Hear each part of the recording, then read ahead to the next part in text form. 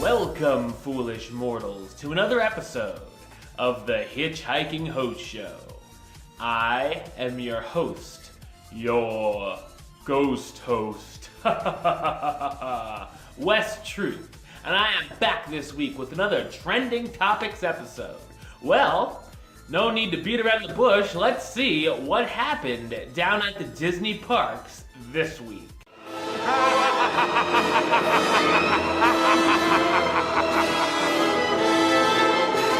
We're only a couple months away from the debut of Pandora, the world of Avatar, and Disney has been filling in a few of the details when it comes to what guests can expect from the brand new land.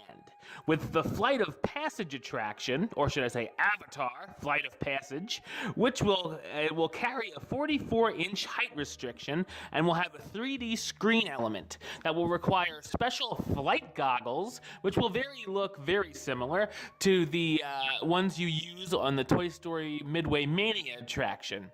It's been confirmed that guests who board the attraction will ride in a so-called link chair, which it looks like guests will either sit or straddle, well, hello, with some kind of harness attaching to the back, similar to that used in the Tron Light Cycle Power Run roller coaster at Shanghai Disneyland. Viewers may also notice that the ride vehicles will include handlebars, implying that there'll be some sort of extreme vertical lateral movement, which would explain the height restriction. It was also confirmed this week that the other ride in the land, the Navi River Journey, will have no height restriction and will use projections as well as animatronics to bring the world of Pandora to life. So pretty much like we thought. The 3D screen element for Flight of Passage, I think it's cool that there's these cycles. That's pretty awesome. And I thought it would be more like Soarin'. I wasn't sure about sitting on these cycles, but yeah, that sounds fun. And the most thing I'm anticipating the most is that Navi River Journey. Can't wait to see that. By the looks of these clips that Disney is releasing or the little previews you might see on television, that looks amazing. Can't wait to see what it looks like when it opens. The new land will also have two new dining establishments as well. The Satuli Canteen, which will be a fast casual dining establishment open for lunch and dinner, and the Pangu Pangu, which will be a watering hole with drinks and small plates. Full menus haven't been released yet, but Statuli Canteen will have plenty of healthy dishes that feature wholesome grains, fresh vegetables, and hearty proteins that have an otherworldly look to them.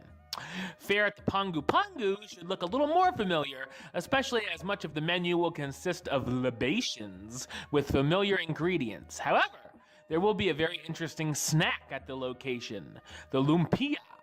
It will be a crispy pineapple cream cheese spring roll. Can't wait to check out these new restaurants, these new eating establishments at Avatar Land as well. And also at the Animal Kingdom, beginning this week, the new Rivers of Light Nighttime Spectacular will be performed twice nightly on Saturdays, Sundays, Tuesdays, and Thursdays, with performances at 8:45 p.m. and 10 o'clock p.m. On nights when River of Light is performed, the park will be closing to guests at 9:30 p.m. Can't get used to that. The Animal Kingdom stand open past like 6 o'clock. I think that's the latest. Last time I was there, that was like the latest they stayed open. So can't wait to see Rivers of Light in person as well. Next time I go on a vacation, there's going to be a lot to see at Disney's Animal Kingdom. Now we're going to park hop over to the Magic Kingdom because in somewhat of a surprise, Stitch's Great Escape will be open for 4 days this week at the Magic Kingdom from March 13th through the March 17th. There's no way of knowing if or when the attraction will operate beyond that, so if you like this attraction, if you're one of the couple people that do, make sure you stop by, because you never know when it's coming back or never coming back or nobody knows. Park hopping over to Disney's Hollywood Studios because Disney has released some new details regarding the entertainment that will be available during the upcoming Star Wars Galactic Nights special event at Disney's Hollywood Studios on April 14th, 2017.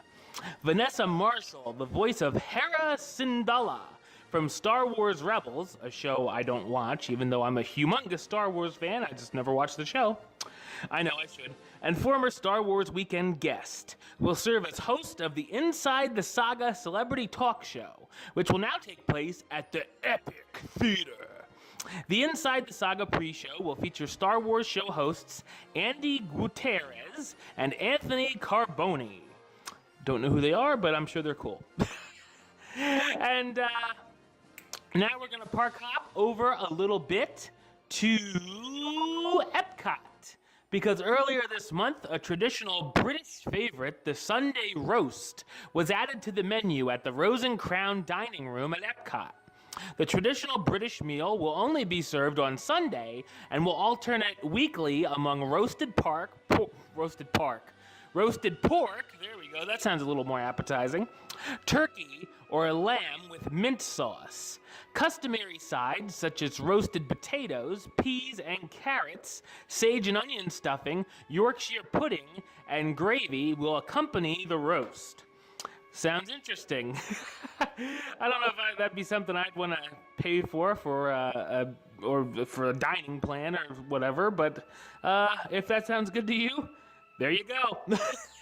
Also in the UK Pavilion at Epcot, Disney has announced that in addition to the standard Tea Garden tour that historically has been a part of the Epcot International Flower and Garden Festival for the last decade, a new premium version of the tour is now available. Of course it is, for $15 per guest.